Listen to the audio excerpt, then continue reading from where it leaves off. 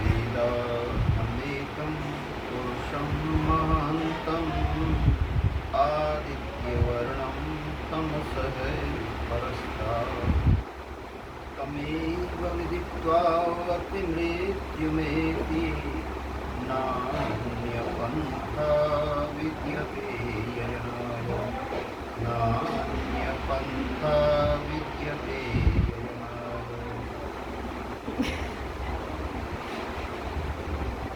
YouTube चैनलों के माध्यम से सोशल मीडिया पर सक्रिय रूप से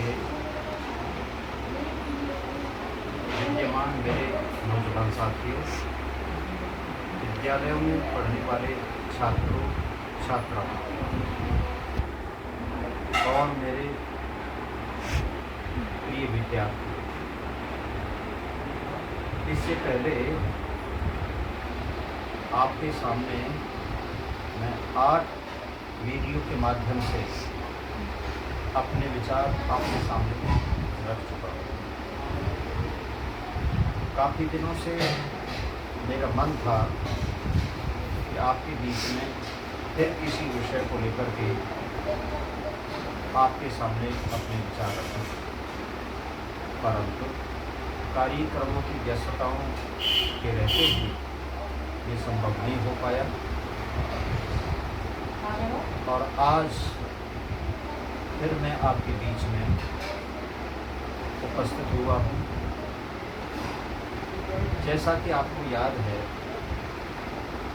मैंने अब तक 8 वीडियो अपने चैनल पर आपको शेयर की। उनमें 3 जो वीडियो हैं, उनमें 2 जो वीडियो हैं उनमें सहन शक्ति के विषय में चर्चा की है और संतुलन पर चर्चा की है, और तीसरी जो वीडियो है वो सहन शक्ति और संतुलन दोनों पर चर्चा है। उसके बाद में 3 वीडियो ऐसी हैं जिनमें मैंने विद्यालय के छात्रों से संस्कृत की गीतिकाओं को सस्वर बुलवाने का मैंने प्रयास किया,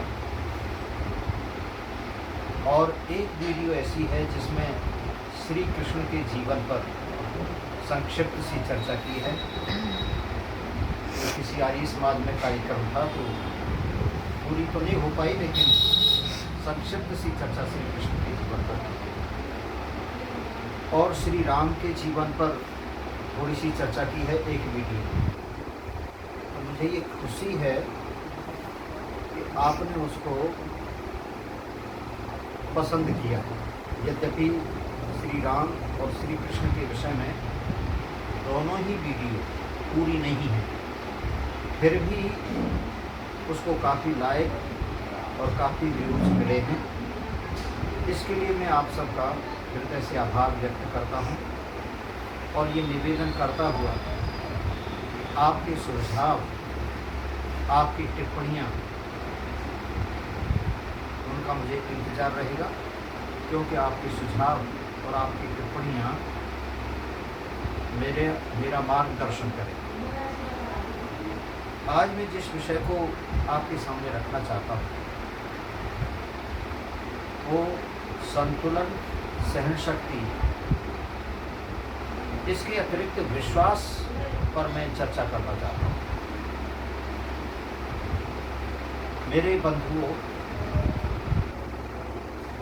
जीवन रूपी सिक्के के संतुलन और सहन शक्ति ये 2 पहलू हैं, और संतुलन और सहन शक्ति से विश्वास पैदा होता है।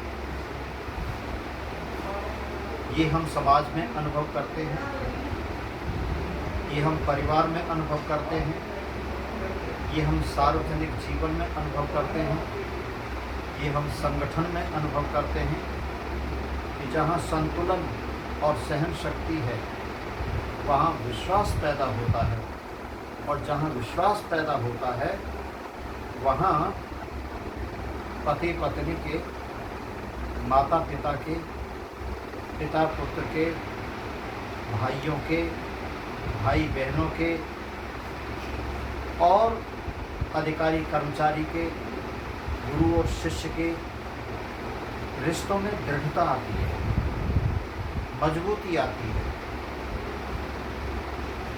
तो हम यदि ये चाहते हैं कि हमारे रिश्तों में दृढ़ता आए, परिपक्वता आए, तो ये आवश्यक है कि हम अपने जीवन में विश्वास पैदा करें। और ये विश्वास कैसे पैदा होगा? ये विश्वास संतुलन और सहनशक्ति से पैदा होगा। हमारा इतिहास गवाह है और भारत की, आर्यवर्त की ये विशेषता रही है कि यहाँ सहन शक्ति और संतुलन, इन दोनों के कारण से विश्वास मजबूत हुआ है। और विश्वास की दृढ़ता के कारण से हमारे सामाजिक, हमारे पारिवारिक, हमारे आध्यात्मिक, हमारे पारस्परिक जो संबंध हैं वो मजबूत हुए हैं। और जहाँ विश्वास होता है वहाँ मित्रता होती है। जब ये मित्रता की बात आई तो मुझे यजुर्वेद का एक मंत्र याद आ रहा है। वो मंत्र आपको बड़ा अच्छा लगेगा। वो मंत्र जब हम थोड़ा सा भी आप उसका भावार्थ समझ पाएंगे तो आपको लगेगा कि ये तो सार्वभौमिक सार्वकालिक सद्भाव की बात करता है ये वेद मंत्र। और वेद मंत्र है परमपिता परमेश्वर से भक्त प्रार्थना करता है, गृहस्थी प्रार्थना करता है, छात्र प्रार्थना करता है, मित्र प्रार्थना करता है, भाई प्रार्थना करता है, पति पत्नी प्रार्थना करते हैं और सामाजिक लोग प्रार्थना करते हैं, साधक लोग प्रार्थना करते हैं, उपासक लोग प्रार्थना करते हैं और मनस्वी लोग प्रार्थना करते हैं, परोपकारी लोग प्रार्थना करते हैं, जिन्होंने अपना जीवन सारा समाज के लिए समर्पित कर दिया। तो आपकी वो जिज्ञासा, उसको मैं ज़्यादा ना बढ़ाते हुए मैं वो मंत्र रखना चाहता हूँ। और वो मंत्र है ओम धृते द्रिहम मां मित्रस्य मां चक्षुषा सर्वाणि भूतानि समीक्षन्ताम् मित्रस्य अहम चक्षुषा सर्वाणि भूतानि समीक्षे मित्रस्य चक्षुषा समीक्षा बने। इसमें कहा, हे परमपिता परमेश्वर, मैं सारे सुखों से मैं भरपूर हो जाऊं, मैं सभी गुणों से मैं भरपूर हो जाऊं और मैं सुखों से और मैं गुणों से भरपूर होकर के, हे परमपिता परमेश्वर, आप हमें ऐसी क्षमता प्रदान करें, मुझ में आप इतनी क्षमता प्रदान करें कि मित्रस्य मां चक्षुषा सर्वाणि भूतानि समीक्षन्ताम्। हे भगवान, संसार में जितने भी प्राणी हैं, जितने भी मनुष्य हैं, वे सब मुझको मित्रता की दृष्टि से देखें। ये पहली बात वेद मंत्र में कही। और मैं चैलेंज करता हूँ कि भारतीय संस्कृति और वेद में निष्पक्षता के साथ में, बिना किसी भेदभाव के मित्रता की बात की गई। ये नहीं कहा कि हिंदू को मित्र बनाओ, मुसलमान को मित्र बनाओ, ईसाई को मेरा मित्र बनाओ। कहा कि हे भगवान, मेरा आचरण ऐसा हो कि सभी प्राणी मेरे को मित्रता की दृष्टि से देखें।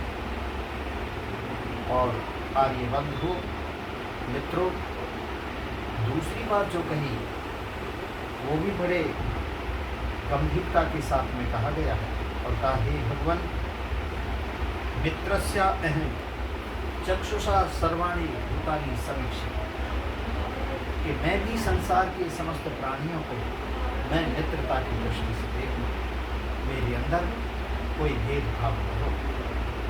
महर्षि स्वामी दयानंद सरस्वती जी ने ऋग्वेद आदि भाष्य भूमिका में इस मंत्र का उल्लेख करते हुए कहा है और फिर आखिर में कहा कि मित्रस्य चक्षुषा समीक्षा में, हे भगवान, हम आपस में भी एक दूसरे को मित्रता की दृष्टि से देखें।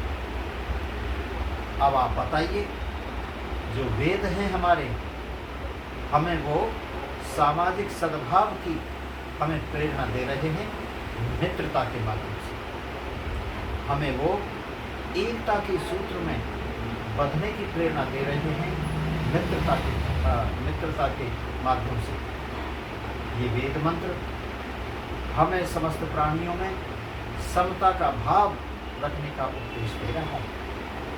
इसलिए आइए हम इस वेद मंत्र के अनुसार, और मैं फिर इस बात को दोहरा रहा हूँ कि हे भगवान, सभी प्राणी मुझे मित्रता की दृष्टि से देखें और मैं समस्त प्राणियों को मित्रता की दृष्टि से देखूं और हम आपस में एक दूसरे को मित्रता की दृष्टि से देखें।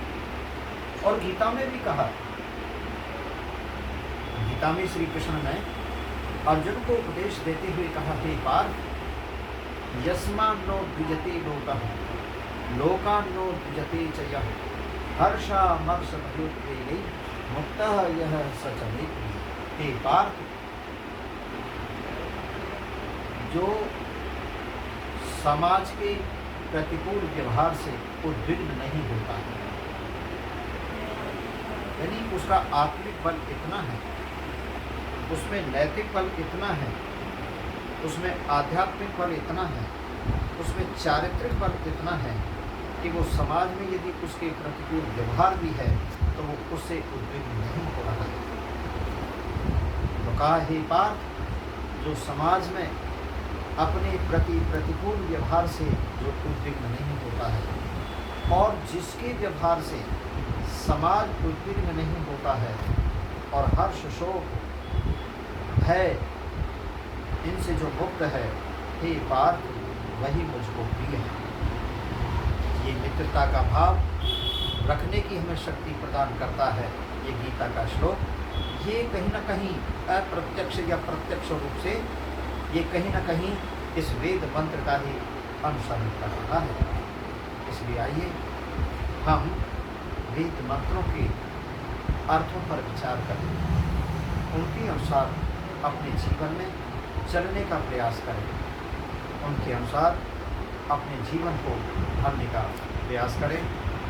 और क्योंकि ये बस बात अंतिम ये कह करके मैं अपनी बात समाप्त करूँगा, क्योंकि श्री राम के जीवन में ये मंत्र पूरी तरह से घट रहा है।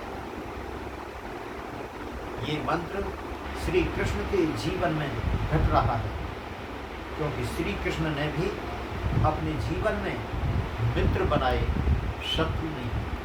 श्री राम ने अपने जीवन में मित्र बनाए, शत्रु नहीं बनाए।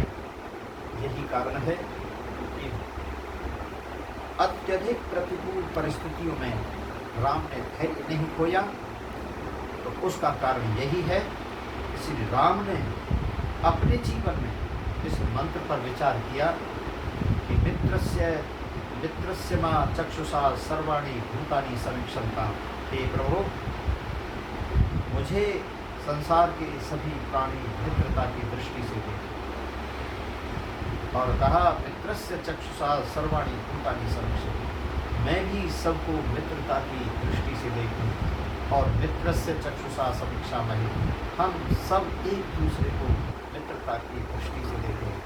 राम अपने जीवन में समस्त प्राणियों को मित्रता की दृष्टि से देख रहे हैं। आखिर में मैं ये कहना चाहता हूँ कि ये वेद हमें समता की प्रेरणा देते हैं। ये वेद हमें मित्रता के बंधन में बंधने की प्रेरणा देते हैं। आइए मैं अपनी बात को समापन की तरफ ले जाता हुआ कि हमारे जीवन में संतुलन हो, हमारे जीवन में सहन शक्ति हो, हमारे जीवन में सहन शक्ति और संतुलन होगा तो विश्वास हमारे जीवन में होगा। और यदि हमारे जीवन में विश्वास है तो विश्वास जो है वो मित्रता की नींव है। जितना अधिक विश्वास दृढ़ होगा मित्रता उतनी ही मजबूत होगी। और मित्रताओं की जब हम बात करते हैं तो श्री राम की विभीषण के प्रति मित्रता वो प्रेरणादायी है। श्री राम की मित्रता निषाद के साथ में वो प्रेरणा देने वाली है। श्री राम की मित्रता हनुमान, सुग्रीव, अंगद आदि के साथ में जो मित्रता है वो प्रेरणा देने वाली है। अर्जुन की मित्रता श्री कृष्ण के साथ में है, वो हमें प्रेरणा देने वाली है। आइए हम इस वेद मंत्र के अनुसार अपने जीवन में चलें।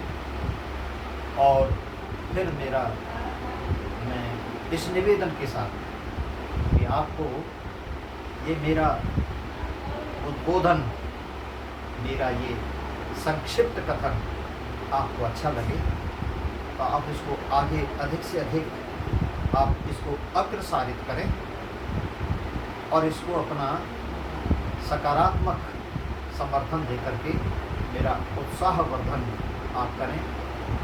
और मेरी उम्मीद है, मुझे विश्वास है कि आप मेरी बात ध्यान से विचारेंगे, आगे अग्रसारित करेंगे।